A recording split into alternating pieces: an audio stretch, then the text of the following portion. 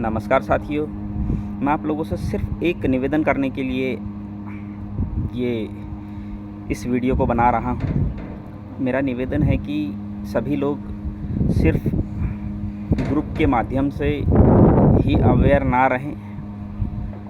घरों से बाहर भी हमें निकलना पड़ेगा और हमको अब अपने अपने घरों से निकलकर इस भर्ती प्रक्रिया को पूरा करवाने के लिए हर एक को काम करना पड़ेगा, जिससे कि ये भर्ती प्रक्रिया पूरी हो सके। जैसे हमने लगातार इतना लंबा आंदोलन चलाया और सभी लोगों ने सपोर्ट किया, जितने भी हमारे साथी थे जो हमें लगातार सपोर्ट कर रहे थे, और जो नहीं कर रहे थे उनसे भी मैं निवेदन करता हूं, जो घरों में थे उनसे भी मैं निवेदन करता हूं कि अगर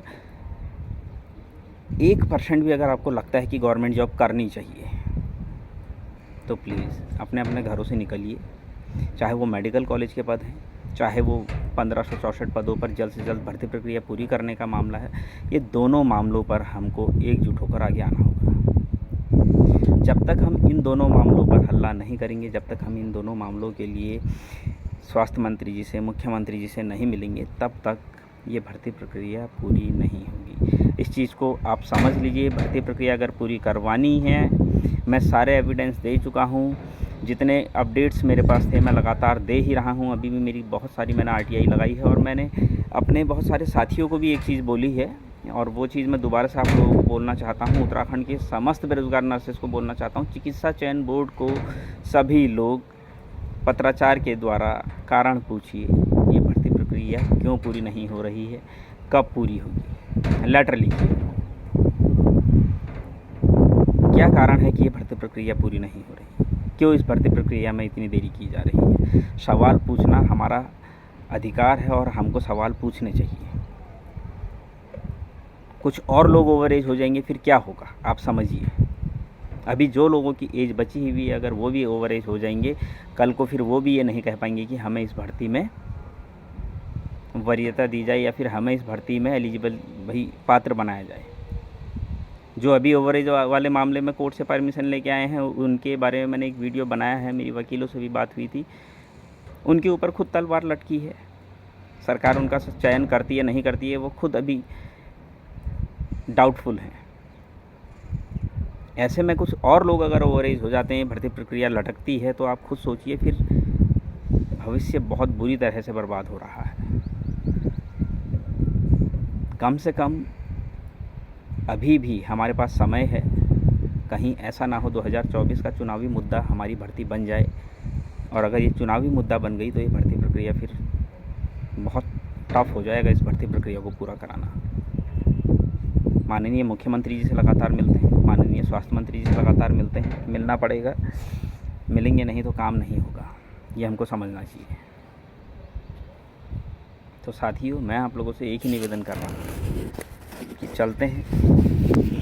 देहरादून के समस्त साथी, जितने भी हमारे साथी लोग हैं, सबसे मैं निवेदन करना चाहता हूँ, सभी लोग लगातार मुख्यमंत्री जी से, स्वास्थ्य मंत्री जी से मिलिए। जब तक उनसे मिलेंगे नहीं, जब तक उनको जाकर अपनी समस्या बताएंगे नहीं, तब तक ये भर्ती प्रक्रिया पूरी नहीं होगी। हमें दबाव तो बनाना पड़ेगा। बिना दबाव के भर्ती प्रक्रिया कराना नामुमकिन है। अगर आपको लगता है कि शासन स्तर पर अपने आप काम हो जाएगा, तो आप देख ही रहे हैं, होना होता तो अभी तक हो जाता, क्यों नहीं हुआ।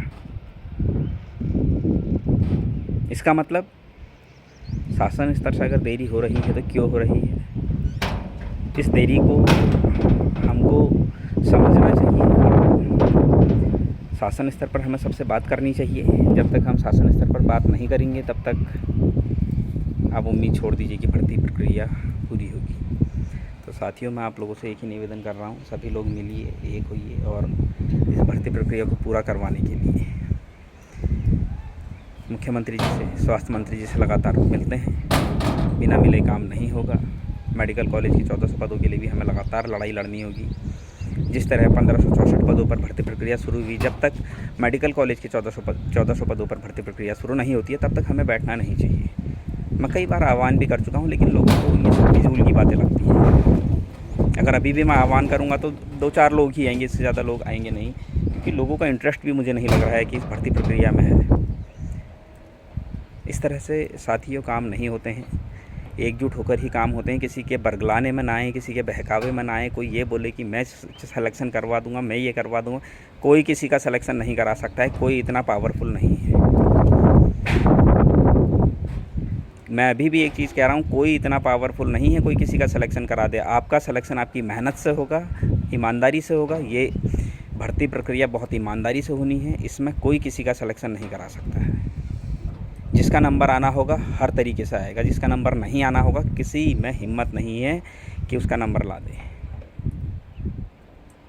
तो साथियों, एकजुट होकर लड़ाई लड़िए, एकजुट होकर हमको शासन स्तर पर काम करना चाहिए, एकजुट होकर हमको 1400 पदों पर भर्ती प्रक्रिया शुरू करवाने के लिए काम करना चाहिए, एकजुट होकर हमें स्वास्थ्य विभाग के 1564 पदों पर जल्द से जल्द भर्ती प्रक्रिया शुरू करवानी चाहिए।